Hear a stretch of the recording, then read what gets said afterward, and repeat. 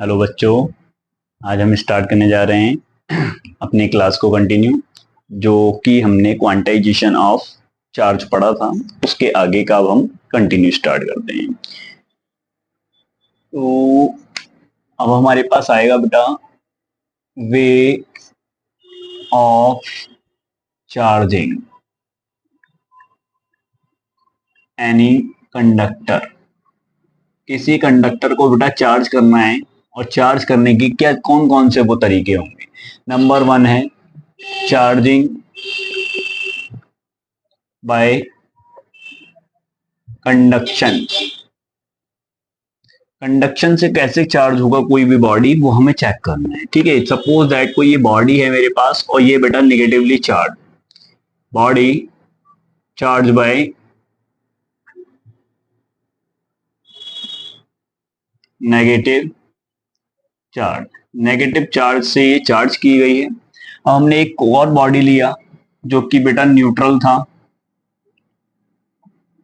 Neutral था और इसको हम एक दूसरे के पास लाएंगे और डायरेक्ट कांटेक्ट करेंगे। कांटेक्ट करेंगे तो कांटेक्ट करने से क्या होगा, जो excess of electron represent the body of the negative charge. Negative charge body represent कर रही है कि इसमें इलेक्ट्रॉन्स एक्सेस हैं, वो इलेक्ट्रॉन ट्रांसफर हो जाएंगे न्यूट्रल बॉडीज पर। ठीक है कि नहीं। अब ये डिपेंड करता है कि अगर बॉडी के जो shape and size and nature of material same है तो चार्ज इक्वल ही डिवाइड होगा। यानी कि इस पर अगर मेरे पास में कैपिटल क्यू चार्ज था तो ये Q charge Q/2 and Q/2 में डिवाइड हो जाएगा। कब? जब इनके शेप एंड साइज इक्वल होंगे। क्लियर है कि नहीं। यानी कि अगर हमारे पास शेप एंड साइज कैसे हैं बेटा, shape and size and material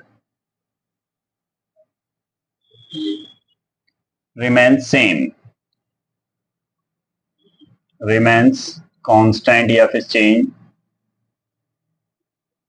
then charge divide equally on both conductor। दोनों ही बॉडीज पर चार्ज बिल्कुल इक्वली डिवाइड होगा। ये कब होगा? जब दोनों के shape and size and material of the matter is remains constant. ये नंबर 1 था जिससे हम किसी भी बॉडी को चार्ज कर सकते हैं। Pause the video and note it down. मैं नेक्स्ट मेथड लिखता हूं। चार्जिंग का नेक्स्ट कौन सा मेथड है हमारे पास?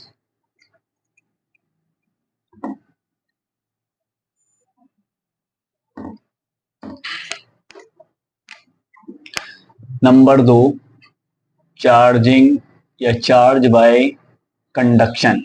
अब हम कंडक्शन से कैसे बॉडी को कैसे चार्ज कर सकते हैं। कंडक्शन वही बेटा जो आपने पढ़ा था 10th क्लास में, इलेक्ट्रोमैग्नेटिक इंडक्शन। ठीक है, उसी तरीके से कुछ ना कुछ इंड्यूस होने जा रहा है।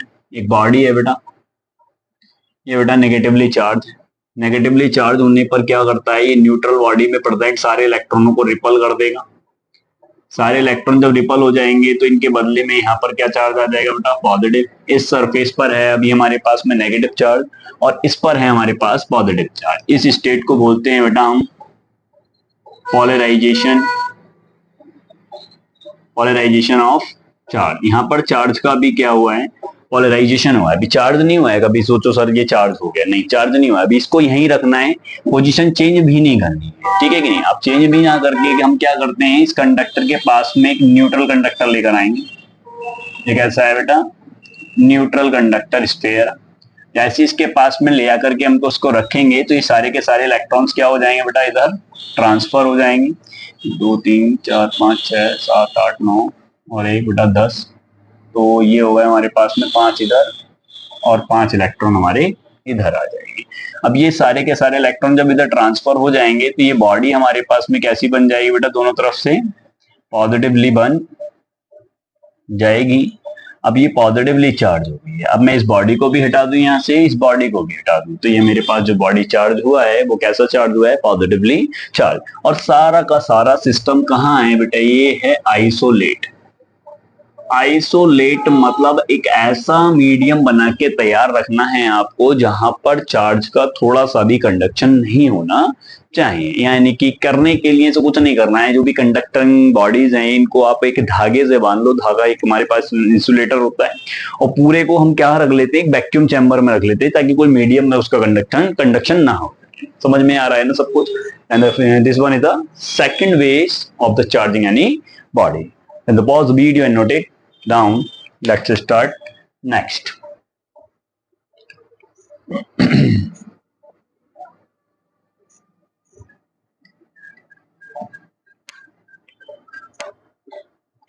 नंबर 3 है चार्ज बाय फ्रिक्शन। अब फ्रिक्शन से कैसे चार्ज होगा?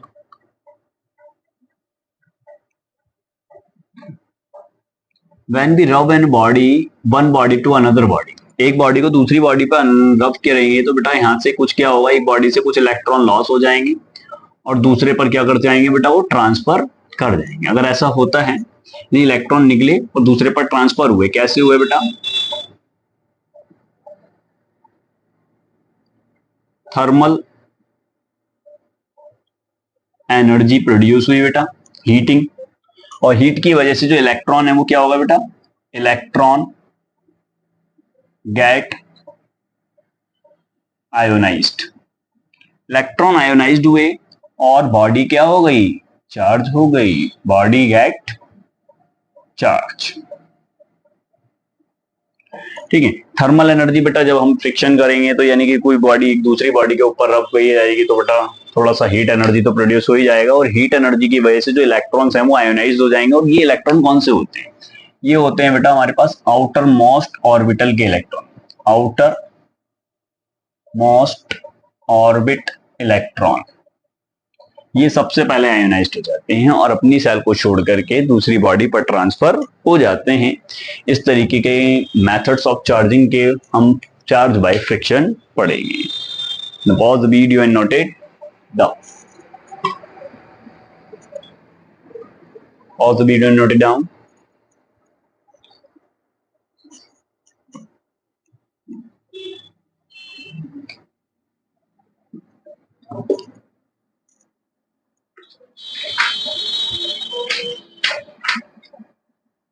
अब पढ़ते हैं हम Coulomb's law.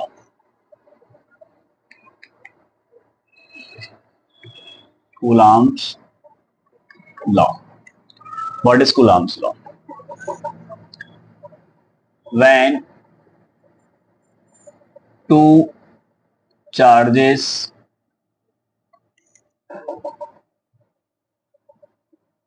are separated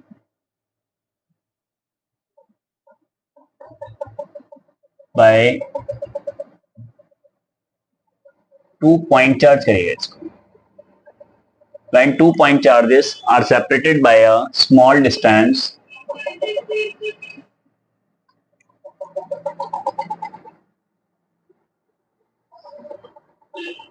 then the force of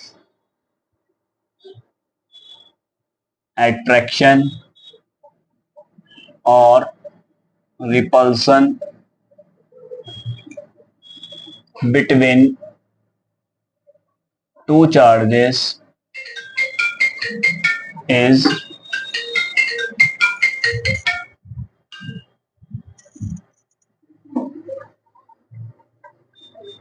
directly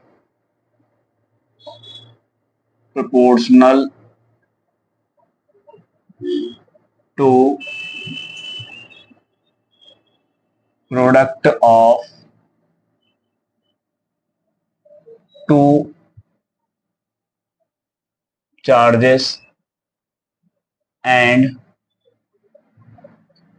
inversely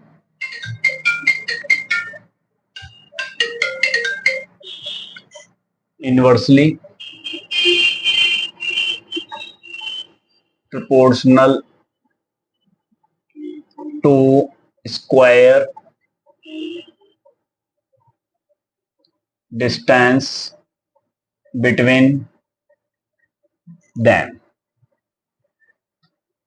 along with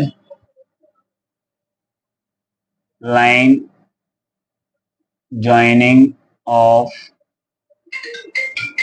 two charges.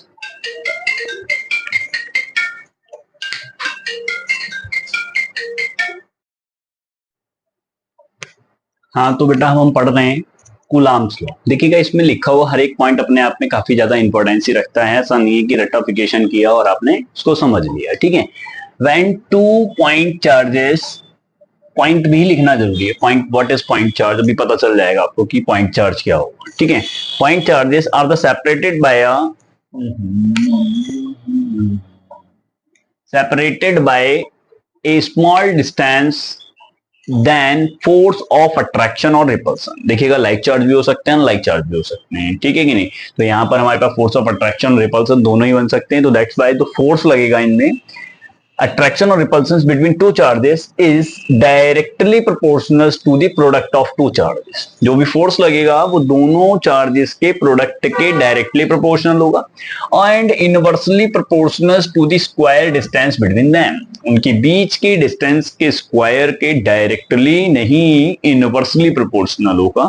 Exact वैसे ही जैसे ग्रेविटेशन लॉ हुआ करता था। और डायरेक्शन क्या होगी, along with line joining of two charges, ठीक है। फोर्स लगने की जो डायरेक्शन होगी वो दोनों चार्जेस को मिलाने वाले लाइन जॉइन के अलोंग में होगी। हो सकता है यहां पर रिपल्सन फोर्स हो वो लाइन जॉइनिंग बेटा इस तरीके से, और हो सकता है अट्रैक्शन हो वो इस तरीके से। ये है Q1, ये Q और ये हमारा Q0, और इन दोनों के जो सेंटर हैं एक दूसरे से स्मॉल r डिस्टेंस पर सेपरेटेड हैं। That's by according to Coulomb's law। Coulomb's law के according to Coulomb's law, F is equal to Q naught, product of charges, and inversely proportional to square distance between them. देखिएगा distance small भी हो सकती है और ज्यादा भी हो सकती है, ठीक है कि नहीं। फिलहाल ध्यान रखिएगा इन चीजों को। पॉइंट ऑब्जेक्ट क्या होते हैं, पॉइंट ऑब्जेक्ट का मतलब ये होता है, स्मॉल हटाई दीजिएगा यहां से, सेपरेटेड बाय अ डिस्टेंस, ठीक है कि नहीं। तो यहां पर जो पॉइंट है यानी कि कोई भी ऑब्जेक्ट है उनका डिस्टेंस उन चार्ज से बहुत ज्यादा होगा, यानी कि उनका जो सेपरेशन है वो डिस्टेंस उनके साइज से बहुत ज्यादा हो जाए तो वो एक दूसरे के लिए पॉइंट चार्जेस बन जाएंगे। इतनी बात दिमाग में फीड कर लीजिएगा। तो F is equal to q naught, Coulomb's law ने कहा। F inversely proportional to 1 upon r square, ये भी कुलाम्स ने कहा। हम दोनों को कंबाइन करते हैं, क्यू नॉट अपॉन में r स्क्वायर। इक्वेशन नंबर 3, ठीक है। 3 मत लिखिएगा आप, लिखेंगे कंबाइनिंग इक्वेशन 1 एंड 2, दोनों को कंबाइन कर देंगे और यहां पर एक कांस्टेंट k आएगा। देखिएगा यहां पर कांस्टेंट स्मॉल k लीजिएगा, छोटा वाला, ठीक है। बड़ा k नहीं, बड़ा k अभी आगे चल के आएगा। Where small k is proportionality constant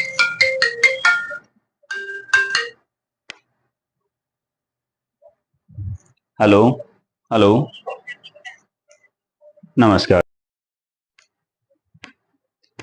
where k is proportionality constant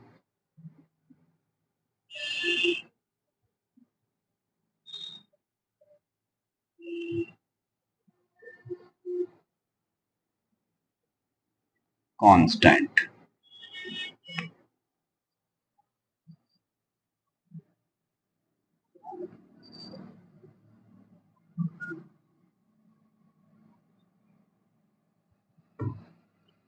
देखिएगा ये जो स्मॉल k लिखा है मैंने, इसका एक वैल्यू होता है, ठीक है कि नहीं। प्रैक्टिकली वैल्यू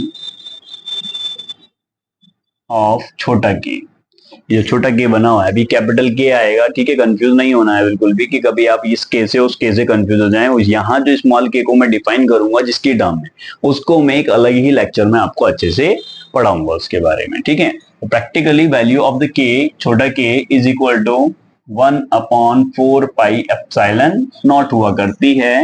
वेयर एप्सिलॉन भी मत लिखो, सिर्फ एप्सिलॉन लिखो। Where epsilon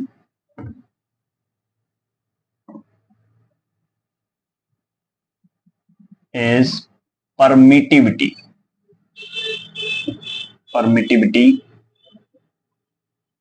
of medium.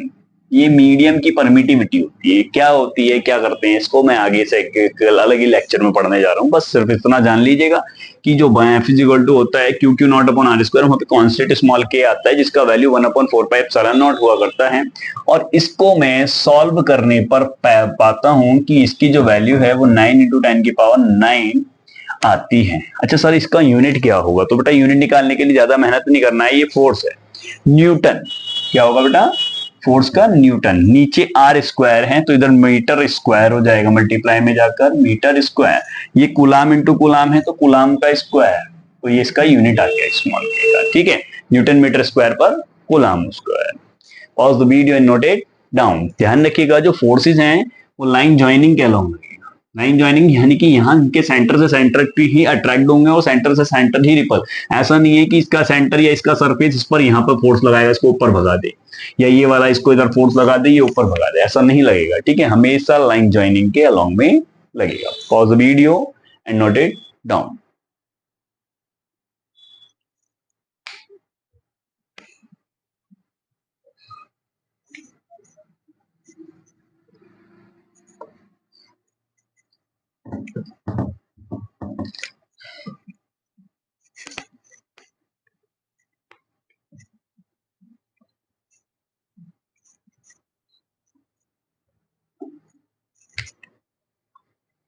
अब पढ़ते हैं अब हम vector form of Coulomb's law. Coulomb's law का वेक्टर फॉर्म क्या होगा? ठीक है, कूलॉम्स लॉ में बेटा देखिएगा, अभी आपने पढ़ा, दो चार्जेस चाहिए आपको, एक क्यू है, दोनों के सेंटर को लाइन ज्वाइन कर दीजिएगा, दूसरा मेरे पास क्यू नॉट है। मेरे पास एक ओरिजिन है, इस ओरिजिन से इस वाले चार्ज की जो पोजीशन है वो r1 वेक्टर है, और दूसरे चार्ज की जो पोजीशन है वो है बेटा r2 वेक्टर। ठीक है, ये वेक्टर ये हुआ और एक वेक्टर ये हुआ। ठीक है, इसका नाम है मेरे पास a, ये है चार्ज b पर रखा हुआ है, और ये o है ही मेरे पास। एक OA वेक्टर है, एक OB वेक्टर है। अब ये AB वेक्टर फाइंड आउट करना है। क्या फाइंड आउट करना है? AB। तो देखो बेटा, एक एरो इधर है, एक एरो इधर है। वेक्टर्स लॉ लगाओगे, या तो एरो इधर बनाओगे या फिर एरो इधर बनाओगे। और मैं कहता हूं कि इन दोनों चार्जेस का जो सेपरेशन है मॉड ऑफ r है, मॉड ऑफ r वेक्टर है। तो मैं निकालना चाहता हूं, देखो डिस्टेंस, चाहे मैं AB फाइंड आउट करूं या फिर फाइंड आउट करूं बेटा BA। दोनों के लिए क्या सिचुएशन बनेगी? देखो मैं अभी क्या फाइंड आउट कर रहा हूं, AB यानी कि एक वेक्टर ये और एक वेक्टर ये, यानी कि vector OA plus AB is equal to, यानी कि दो वेक्टर जब सेम डायरेक्शन में आ जाएंगे हमारे पास में और तीसरे वेक्टर के बराबर हो जाएंगे। तीसरा वेक्टर हमारे पास क्या था? OB। ध्यान से देख लो बेटा, OA इधर चला और AB इधर चला, तो ये हमारे पास में AB की डायरेक्शन थी इस डायरेक्शन में, तो हमने यहाँ AB और OA को सेम डायरेक्शन में प्लस किया, और जो तीसरा बचा जो इसका जस्ट अपोजिट था, यानी कि ये इधर ना आकर के ये ऊपर की तरफ है, तो मैंने इसको इसके रिजल्टेंट के बराबर लिखा। मुझे चाहिए AB, तो AB कैसे निकालोगे आप? OB minus OA, OB minus OB कितना है बेटा?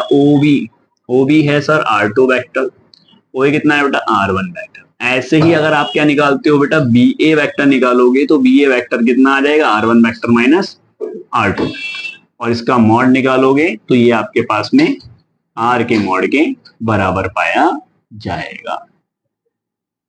दोनों, चाहे R2 माइनस R1 लिखो चाहे R1 माइनस R2 लिखो, है दोनों ही सेम हमारे पास। ठीक है, दोनों का मॉड निकालेंगे तो नेगेटिव आया हुआ वैल्यू पॉजिटिव बन जाएगी। अब हम स्टार्ट करते हैं। F इज इक्वल टू कितना था बेटा? स्मॉल के Q Q naught upon R के मॉड का स्क्वायर। यूनिट वेक्टर, भाई इन दोनों वेक्टर्स के परपेंडिकुलर वेक्टर चाहिए, यानी कि जो फोर्सेस थे मेरे पास में, अट्रैक्शन हो या रिपल्सन हो, कुछ इस तरीके से हो सकते हैं बाहर की तरफ, या फिर बेटा ये हो सकता है यानी force on A due to B force on B due to A, दोनों ही वेक्टर क्वांटिटी है। हमने कहा वेक्टर है, दोनों की लाइन ज्वाइनिंग के परपेंडिकुलर काम कर रहा है, तो दैट्स बाय यहां पर एक यूनिट वेक्टर होना चाहिए। यूनिट वेक्टर कौन सा है सर? वो यूनिट वेक्टर हमारे पास में बेटा R2 माइनस R1 का यूनिट वेक्टर। अब इसको वेक्टर को यूनिट वेक्टर कैसे बनाया जाएगा बेटा? सर यूनिट वेक्टर को हम ऐसे लिखते हैं R2 vector, unit vector R2 vector minus R1 vector, और पूरे के अपॉन में बेटा इसी का क्या ले लेंगे, मॉड ले लेंगे। ये तो आएगा R2 माइनस R1 का जो मॉड है वो किसके बराबर है? R के बराबर, यानी कि यहां पर पहले से ही क्या था, R के मॉड का स्क्वायर, तो एक R का मॉड यहां से आ गया, R के मॉड का whole cube, R2 minus R1। देखो कहीं पर R1 माइनस R2 लिखा आ सकता है, कहीं पर R2 माइनस R1, तो आपको घबराना तो है नहीं। क्यों? क्योंकि मैंने दोनों को ही बराबर दिखाया है कि R1 माइनस R2 हो चाहे R2 माइनस R1 हो, दोनों का मतलब सेम रहेगा। समझ में आया vector form of Coulomb's law? Pause the video and note it down. थोड़ा सा 11th क्लास का क्लियर होना चाहिए, तभी अच्छे से ये समझ में आ पाता है थोड़ा सा, वरना अगर वहां पर आपको क्लियर नहीं है तो 11th का थोड़ा सा वेक्टर समझ लीजिएगा, ठीक है। बस मैंने कुछ नहीं करा है, बस पोजीशन निकाली। थर्ड, दोनों पार्टिकल की ओरिजिन के रेस्पेक्ट में पोजीशन R1 है और इसकी R2 है। वही वेक्टर रूल लगाना है कि ये OA हो गया, ये OB हो गया, या तो अब AB लोगे या फिर BA लोगे। AB लोगे तो ये कॉन्सेप्ट लगेगा, और BA लोगे तो उल्टा हो जाएगा, यानी कि अब की बार एरो इधर आ जाएगा तो OB और BA प्लस हो जाएगा और बराबर में OA आ जाएगा, ठीक है। Pause the video and note it down.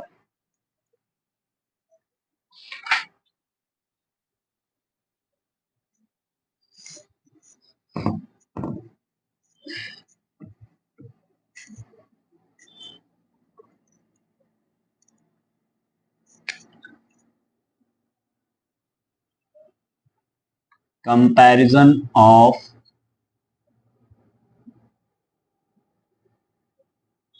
Coulomb's law and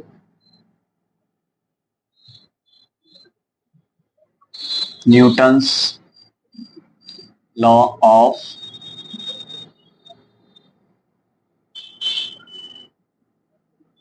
gravitation,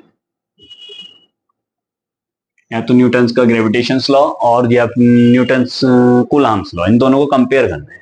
बेटा देखो क्या है हमारे पास में, F is equal to k Q Q naught upon में R स्क्वायर, और एफ जी ये है हो गया एफ ई, ये हो गया F G M M naught upon में R स्क्वायर। एक तरफ चलेगा एफ ई, एक तरफ चलेगा एफ जी। नंबर 1 पॉइंट, बहुत एक मिनट, एक काम कर लेते हैं, पहले सिमिलैरिटी लिख लेते हैं फिर डिफरेंशिएट कर लेंगे। सिमिलैरिटी, दोनों की सिमिलैरिटी क्या है? Both follow inverse square law, दोनों इनवर्स स्क्वायर लॉ को फॉलो करते हैं। Number 2,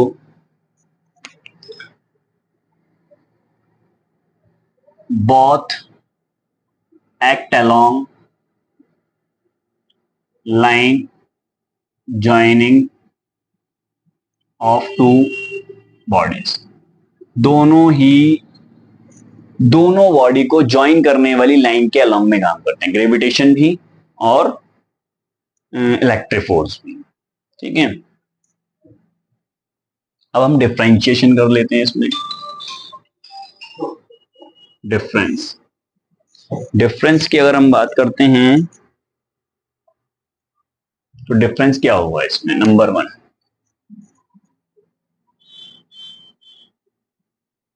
electric force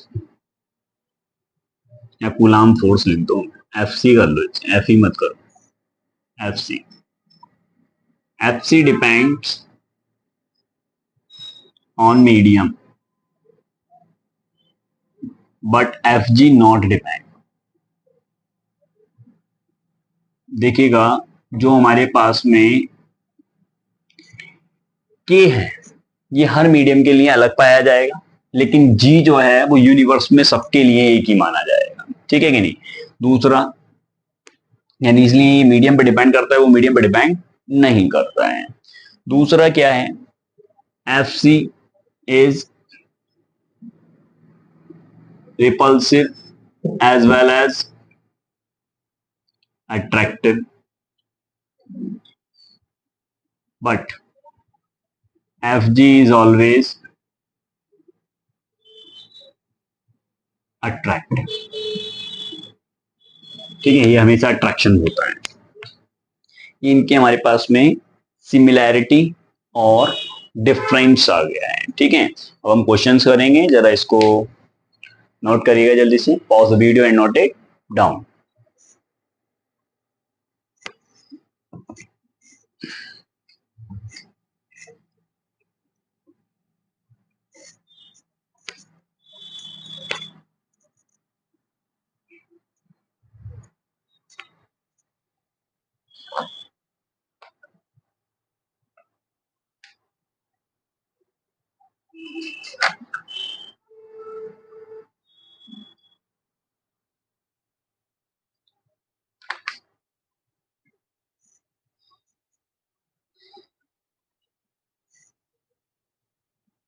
Find the ratio of electric force या FC and FG for two electrons placed at same distance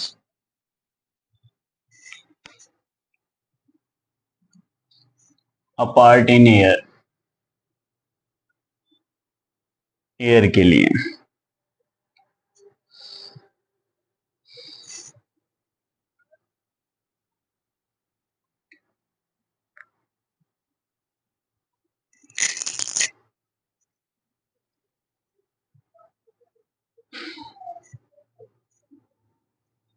mass of electron 9.1 into 10 to the power minus 30 1 kilogram, और mass of proton जो होता है वो 1.67 into 10 to the power minus 27 kilogram होता है। फिलहाल दो इलेक्ट्रॉन है, या फिर एक इलेक्ट्रॉन प्रोटॉन के बीच में भी निकाल सकते हैं। ठीक है, हाँ तो आप चेक कर लेंगे, मेरे ख्याल से इलेक्ट्रॉन प्रोटॉन के बीच में निकाला जाए।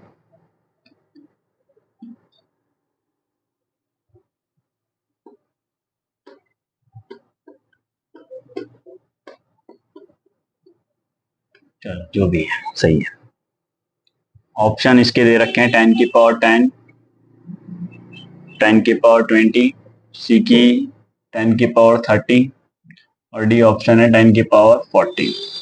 देखिएगा कूलाम फोर्स कितना था, K Q Q naught upon are square, F G कितना था हमारे पास gravitation force, G m1 m2 upon are square. दोनों इक्वेशनों को क्या कर दीजिएगा, डिवाइड कर दीजिएगा, F C upon F G, R square cancel, K Q Q naught upon G m1 m2। हमारे पास k का वैल्यू 9 इंटू 10 टू की पावर 9 हुआ करता है। चार्ज ऑन इलेक्ट्रॉन, दोनों इलेक्ट्रॉन है, तो 1.6 इंटू 10 टू की पावर माइनस 19 कूलाम चार्ज होता है, जो कि मैंने प्रीवियस क्लास में आपको बताया, दोनों का स्क्वायर हो जाएगा 6.67 इंटू 10 टू की पावर माइनस 11। जी का वैल्यू है ये 11th क्लास में आपको पता होगा। m1 m2 mass of electron 9.1 into 10 to की पावर माइनस 31 किलोग्राम का स्क्वायर। तो लगभग कितना आ जाएगा ये आंसर, ये आप सॉल्व करेंगे तो ये लगभग 10 की पावर 42 आएगा। ठीक है, 42 आएगा, या फिर इसमें थोड़ा सा चेंजिंग कर लेना यहाँ। ठीक है, मास ऑफ प्रोटॉन, एक इलेक्ट्रॉन है 2 for electron proton, proton and electron place at a same distance. ठीक है, इलेक्ट्रॉन प्रोटॉन के बीच में निकालेंगे तो यहाँ मास ऑफ प्रोटॉन लगेगा एक इलेक्ट्रॉन का मास आ गया, दूसरा प्रोटॉन का मास आएगा। प्रोटॉन का कितना है 1.6 इंटू 10⁻27। अब आप सॉल्व करेंगे तो लगभग 10⁻42 आएगा। 42 इसमें कोई ऑप्शन नहीं है, लेकिन नियरेस्ट है 10⁻40। This one is the correct answer. ठीक है, ध्यान रखना है कि जो हमारे पास में कूलाम फोर्स होता है वो ग्रेविटेशन फोर्स से 10⁻40 टाइम्स ज्यादा होता है। ठीक है, ग्रेविटेशन वीकेस्ट फोर्स है, Fg सबसे कम है, और इलेक्ट्रिक फोर्स हमारे पास में कूलाम फोर्स थोड़ा बढ़ जाता है, और सबसे ज्यादा जो स्ट्रॉन्ग फोर्स है बेटा वो है न्यूक्लियर फोर्स। न्यूक्लियर फोर्स, किसी के न्यूक्लियस से इलेक्ट्रॉन को निकालना बाहर सबसे डिफिकल्ट। सबसे कमजोर फोर्स ग्रेविटेशन फोर्स और सबसे ज्यादा स्ट्रॉन्ग न्यूक्लियर फोर्स। ठीक है, अब आप सोचोगे सर इतना हैवी मून को ग्रेविटी ने अट्रैक्ट कर रखा है, अटैच कर रखा है, हैंग कर रखा है, तो बेटा हाँ आप कह सकते हो, लेकिन इसकी जो रेंज है जो भी है वो लॉन्ग रेंज है, दोनों फोर्स, इलेक्ट्रिक फोर्स भी और ये भी। लेकिन यहाँ पर ये वीक है। देखो एक स्केच को अर्थ की ग्रेविटी से बाहर करने के लिए मैं कितना फोर्स लगा पा रहा हूँ, एकदम इमीडिएटली यहाँ से अलग हो जा रहा है, तो दैट्स वाई इजी है। लेकिन मैं बोलूँ कि इस स्केच के न्यूक्लियस से एक इलेक्ट्रॉन, न्यूक्लियस से नहीं मतलब किसके एक एटम से और न्यूक्लियस से बने हुए एक इलेक्ट्रॉन को अलग करके दिखाओ, that is impossible. Much of energy is required to eject the electron from the outer orbit of the atom. Pause the video and note it down.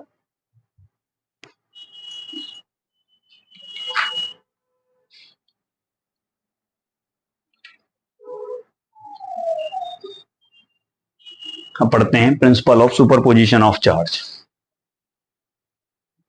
Principle of superposition of charge. Pause the video and note it down. Duster कहाँ गया हमारा?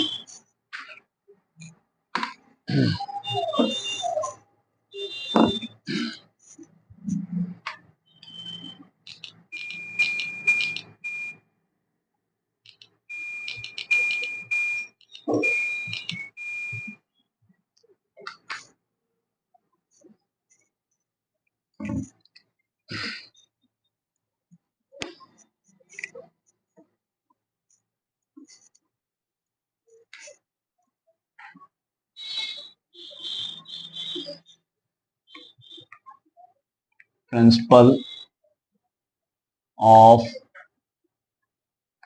Superposition of charge.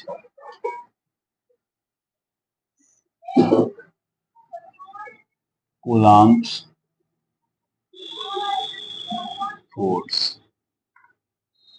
Coulomb's force का principle of superposition पढ़ना है बेटा। देखो दो charges हैं Q1 एंड Q2। इन दोनों चार्जेस में कोई भी अट्रैक्शन फोर्स लगा तो हम कहेंगे एफ ए बी, यानी ए पर बी की वजह से फोर्स लगा के Q1 Q2 अपॉन में आर स्क्वायर है। ऐसे ही सिमिलर अगर मैं एफ बी ए की बात करता हूं तो वो भी के Q1 Q2 upon are square है। इन दोनों फोर्सेस में कोई डिफरेंस नहीं आया, यानी एक चार्ज दूसरे चार्ज पे जितना फोर्स लगाया एग्जैक्ट दूसरा वाला फर्स्ट वाले पर भी उतना ही फोर्स लगा रहा हो। एग्जैक्ट वही सेम सिचुएशन यहाँ पर देखी जाएगी कि अगर मेनी सिस्टम ऑफ चार्जेस हैं तो Q1 है, Q2 है, Q3 है, तो आप कहोगे कि सर ये इस पर फोर्स लगा रहा है, ये इस पे फोर्स लगाएगा, सर ये इस पे फोर्स लगा रहा है, ये इस पे फोर्स लगाएगा, सर ये है ये भी इस पर इस तरीके से कर सकता है। तो बेटा ऐसा नहीं करना। सिस्टम ऑफ चार्ज पे लिखेंगे if in a system of n charge, in a system of n charge particle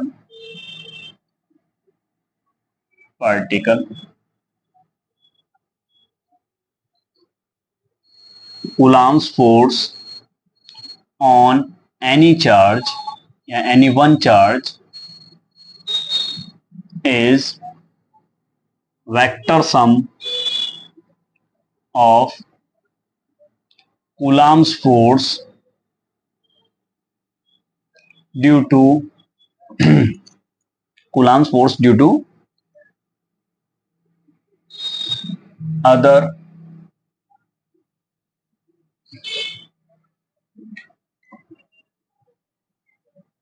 remains charge on it।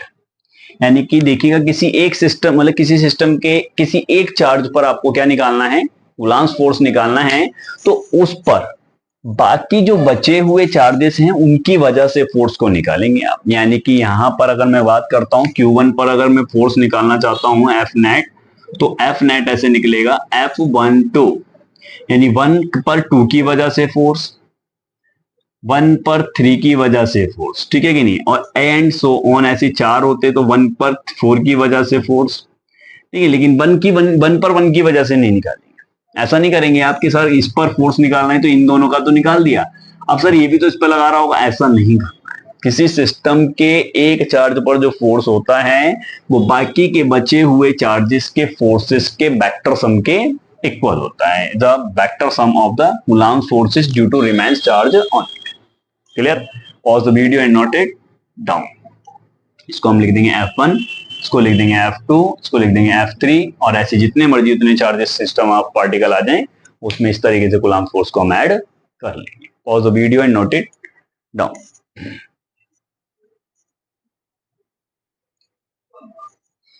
अब हम इसके क्वेश्चंस करते हैं।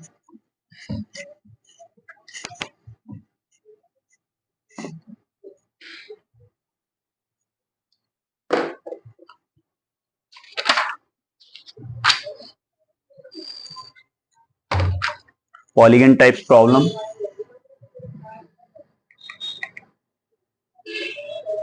नंबर 1 टाइप्स की प्रॉब्लम सॉल्व कर रहे हैं। Polygon type problems, polygon type problem में क्वेश्चन नंबर 1 लेते हैं, फाइंड नेट फोर्स ऑन ए। एक इक्विलेटर बेटा ट्राइंगल है मेरे पास, और इक्विलेटर ट्राइंगल्स के वर्टेक्स पर 3 चार्जेस रखे हुए हैं। एक है बेटा मेरे पास Q प्लस Q, दूसरा भी प्लस Q, तीसरा भी प्लस Q, और दोनों का जो सेपरेशन है मतलब इक्विलेटर ट्राइंगल की जो सारी साइड सेम होंगी और वो है A के बराबर। तो मुझे पास में एक पॉइंट है ABC, इस A पॉइंट पर आपको नेट फोर्स फाइंड आउट करना है या फिर एक फोर्स फाइंड आउट करना है। तो सिस्टम ऑफ चार्ज बन गया, तो प्रिंसिपल ऑफ सुपरपोजिशन लगेगा, मल्टीपल ऑफ फोर्सेस लगेंगे। तो बेटा ये चार्ज प्लस ये चार्ज प्लस, तो प्लस प्लस एक दूसरे को क्या करेंगे, रिपल करेंगे, और रिपल करेगा तो ये चार्ज इस वाले पर रिपल्सिव फोर्स लगाएगा, मैंने नाम दिया इसका F A due to B, force on A due to B, A पर बी की वजह से फोर्स। अब ये भी है बेटा सी पर, तो ये भी इस पर रिपल्सन लगाएगा क्योंकि दोनों का सेम नेचर सेम है, तो ये हो गया एफ ए ड्यू टू सी। दो फोर्सेज आगे, इक्विलेटरल ट्राइंगल है, सारी साइड इक्वल, तो एंगल कितना होता है 60 डिग्री, ये हो गया वर्टिकली अपोजिट एंगल, तो 60 डिग्री आ गया। अगर मैं बात करता हूँ कूलम्ब फोर्स की, एसी कैसे निकालोगे, तो ये होता है बेटा के Q1 Q2 Q into Q और अपॉन में आर का स्क्वायर यानी ए का स्क्वायर, ऐसे हम लिख सकते हैं के क्यू स्क्वायर अपॉन ए स्क्वायर, इक्वेशन नंबर 1। ऐसे ही अगर मैं ए सी की जगह ए बी निकालना चाहूं तो वो भी यही आएंगे, के Q Q Q into Q upon में ए स्क्वायर, ये बना के क्यू स्क्वायर अपॉन ए स्क्वायर, क्वेश्चन नंबर 2। हमें दिख रहे हैं दोनों के दोनों फोर्सेस सेम हैं, तो मैं थोड़ी देर के लिए इसको F मान सकता हूं, ठीक है। नेट फोर्स फाइंड आउट करना है, दो वेक्टर का रिजल्टेंट फोर्स चाहिए होता है, तो आपको क्या करना पड़ता है बेटा, F ए बी का स्क्वायर, ए सी का square, 2F A C F A B cos theta, ठीक है। मैंने कहा ए और बी दोनों ही F के बराबर ले लिए जाएं क्योंकि दोनों ही सेम हो रहे हैं, 2F इंटू एफ कॉस कितना एंगल है 60 डिग्री का, F square 2F square plus 2F square into 1/2, cos 60 की वैल्यू 1/2, तो ये हो गया बेटा 2 और 1 3F स्क्वायर, तो रूट में तो 3 रह जाएगा, एक F आ जाएगा। F की वैल्यू कितनी निकाल रखे हो आप, के क्यू स्क्वायर अपॉन ए स्क्वायर। अगर आपको वैल्यू बेस्ड क्वेश्चन मिलता है तो Q की वैल्यू 9, K की वैल्यू आप जानते हैं और स्मॉल a की वैल्यू दोनों की रखिएगा और आंसर आपको मिल जाएगा। Pause the video and note it down.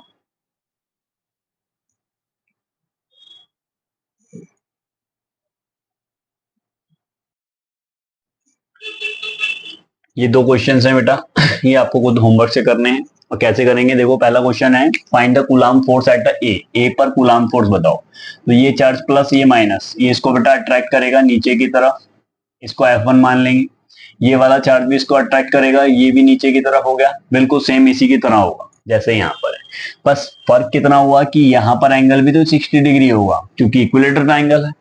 ठीक है, इसको कंप्लीट करिएगा आप लोग। फिर दूसरा एक स्क्वायर है, स्क्वायर की सारी साइड ए है बेटा, यहाँ पर बी पर फोर्स निकालना है, तो बी ये रहा।